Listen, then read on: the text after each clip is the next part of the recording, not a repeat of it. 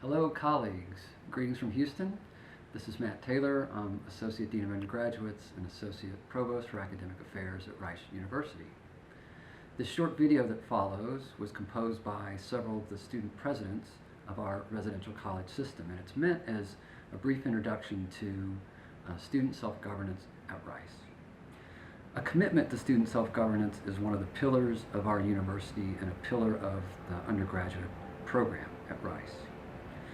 Since the founding of the residential college system in 1957, Rice has entrusted students with principal responsibility for the decisions that affect their lives on campus. That responsibility includes oversight of substantial budgets. For example, each residential college has a budget of about $50,000 a year that the students are solely responsible for.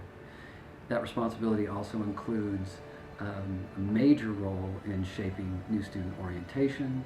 It includes responsibility for enforcing most of the policies and rules that govern life inside the colleges, and just about everything else you might think of that goes into an exciting campus life.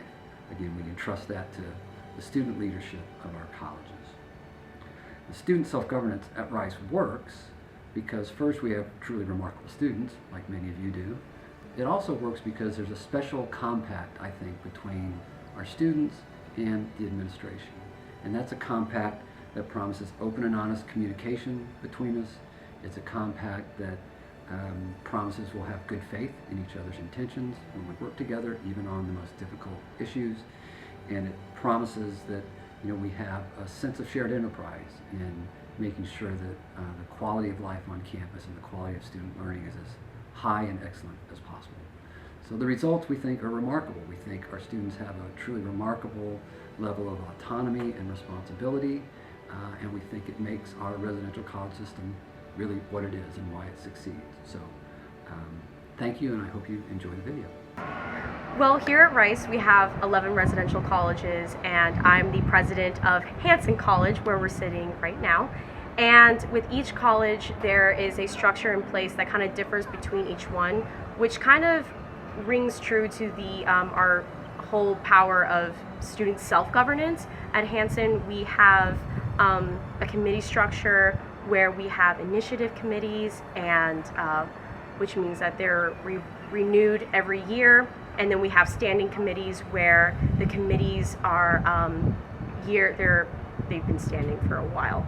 For example, we have committees that are dedicated to tradition, committees that are dedicated to people's hobbies like cooking, and committees such as sports, which is that's something to be renewed every single year. We have our own judicial system, so if someone gets in trouble, the students are basically the ones in charge to kind of dictate what would happen if something wrong were to occur with the student. How about Gerard, you talk about Jones a little bit?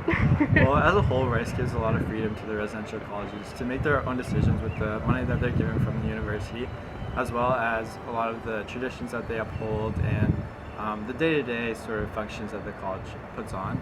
At Jones, we have our central government plus appointed positions which oversee a lot of things like Angela mentioned, sports, social activities, as well as ensuring that we keep up with the facilities and making any changes or renovations that students want to see.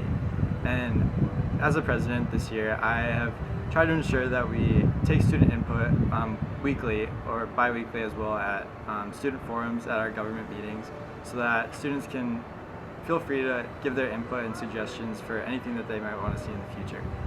So these appointed positions have been doing the same thing, where they can take suggestions from students, and students can really get involved with what they want to do at Jones. So for example, at the beginning of every year, with the money that we're given from the university to make infrastructural changes to Jones, students fill out surveys and make suggestions of what new things they want to see implemented in our college. And to tack on to that, the masters and RAs are very essential to the way the power of the college works. So the masters attend basically, and the RAs, every single cabinet meeting at Hanszen, which is every single week.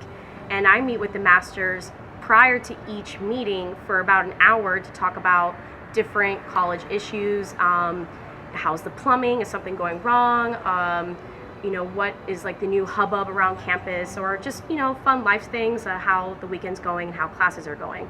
So the relationship with the masters is very important to how they work with us and how we can work with the students. And the presidents kind of act as that little gateway to the students and the masters in that sort of sense. And on top of that, we also work with administration on more of a campus-wide level. So each of the 11 college presidents and our student association president, we meet with our Dean of Undergraduates, Dean Hutch, and other members of administration to talk about different campus issues or initiatives that they would like to see in place. We work closely with like the Wellness Center and other deans such as Dean Taylor, and just get issues back on the board every single week. So there's meetings constantly in place, and that's just a structure that keeps maintaining the campus and how we work. As you can see, this is my residential college for Rice, and it's honestly, it's just a big community. It's a family here, and that's at the foundation. That's what helps empower students. It gets them, like, we know people within the first week, right? We don't have to go out of our way to find someone who likes basketball, for example. We know that coming out of O week, right? And so if we want to play basketball, we know, so we can go to the rec with someone to play basketball. If we want to do math problems together, I'm guaranteed someone else in our O week group is going to be in the same math class as us. So we know we already have a math buddy. We don't have to go out our way to like search around this campus, like as scary as it might be as a new student, to find out all these problems because of this system. And so that just builds upon itself as an underclassman into your upperclassman years, and then you, in a way, you get to teach other underclassmen these processes, and so it's just like a recurring cycle. It's actually a really smart thing that Rice actually has.